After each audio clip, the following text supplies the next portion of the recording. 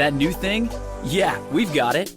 The Drop by GNC, bringing you all the newness that matters, handpicked by the pros who actually know what's up and what's proven to work. We keep you on top of the trends and dialed into what's next. Whether you're crushing it at the gym, leveling up your game, or thriving every day, The Drop by GNC is where the latest solutions in health and wellness land first. Non-stop innovation and fresh finds daily. Explore what's new and what's next on The Drop by GNC. Bonjour, ici Patrick Pierrat, éditeur d'InfoBref. Voici l'essentiel des nouvelles en ce jeudi 19 février. À Ottawa, un troisième député conservateur rejoint le Parti libéral. Matt Generow, un député conservateur d'Edmonton, en Alberta, avait annoncé en novembre qu'il avait l'intention de démissionner au printemps. Eh bien, il a finalement décidé de rester à la Chambre des communes et de siéger avec les libéraux. Mark Carney lui a confié un rôle au sein du gouvernement. Il devient conseiller spécial sur les partenariats économiques et de sécurité. Les libéraux sont désormais à 3 sièges de la majorité à la Chambre des communes. Marois Risky ne réintégrera pas le caucus du Parti libéral du Québec. Charles Milliard, le nouveau chef libéral, a annoncé qu'elle ne serait pas autorisée à réintégrer les troupes libérales en raison de procédures en cours. Parmi les procédures, il y a que Geneviève Hins, l'ancienne chef de cabinet de Pablo Rodriguez, poursuit actuellement Marois Risky au sujet de son congédiement qu'elle juge injustifié. Et d'autre part, l'unité permanente anticorruption et le directeur général des élections du Québec ont ouvert des enquêtes sur la campagne à la chefferie de Rodriguez. Risky avait déjà annoncé qu'elle ne se représenterait pas aux élections générales d'octobre prochain. Le gouvernement fédéral ouvre de nouvelles voies express vers la résidence permanente. La ministre fédérale de l'immigration, Léna Diab, a présenté les catégories supplémentaires de travailleurs étrangers qui auront le droit cette année d'utiliser le système Entrée Express, un système qui ouvre la porte au statut de résident permanent. Alors, ces 4 catégories supplémentaires concernent respectivement des chercheurs et des cadres supérieurs, des personnes ayant de l'expérience dans les métiers des transports, tels que pilotes et mécaniciens aéronautiques, des militaires hautement qualifiés recrutés par l'armée canadienne à des postes clés comme médecins, personnel infirmier et pilotes militaires, et des médecins qui ont déjà travaillé au Canada. Cette catégorie avait déjà été annoncée auparavant. Québec réinvestit encore dans la société minière montréalaise Nemaska Lithium, mais elle en cède le contrôle. Investissement Québec a ajouté cette fois 275 millions de dollars dans l'entreprise. Cela porte à plus d'1 milliard de dollars au total le montant qu'a investi le Québec dans Nemaska Lithium. Le gouvernement soutient que cet investissement est le dernier qu'il fait dans l'entreprise et qu'il vise à protéger le projet d'usine de batterie de l'entreprise à Bécancour.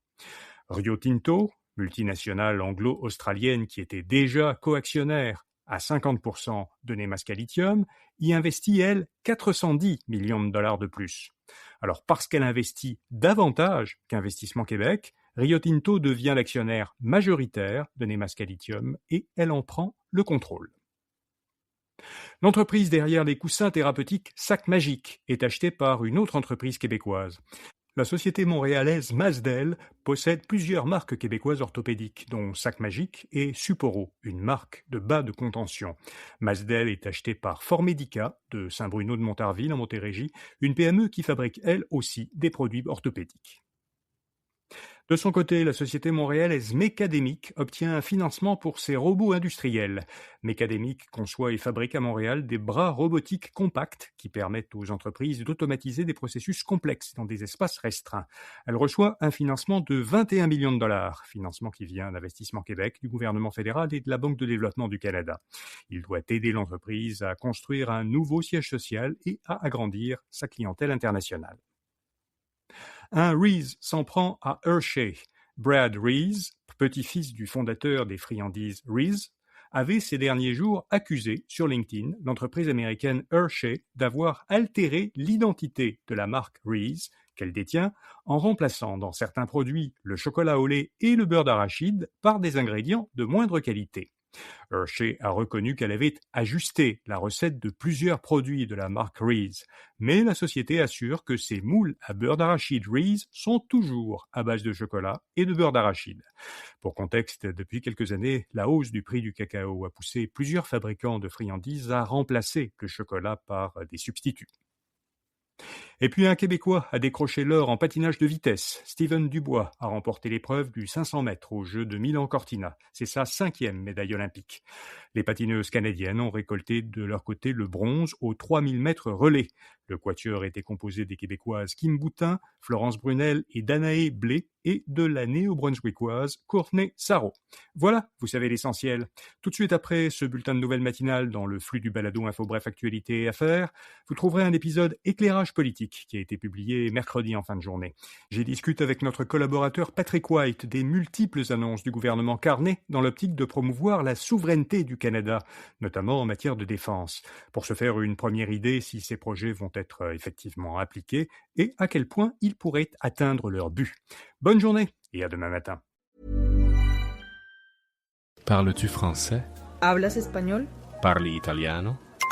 If you've used Babbel, you would.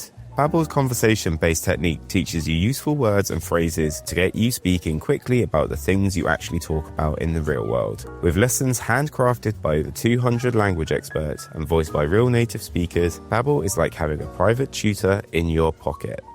Start speaking with Babbel today. Get up to 55% off your Babbel subscription right now at babbel.com/Acast. Spelled BABBEL.com/Acast. Rules and restrictions may apply.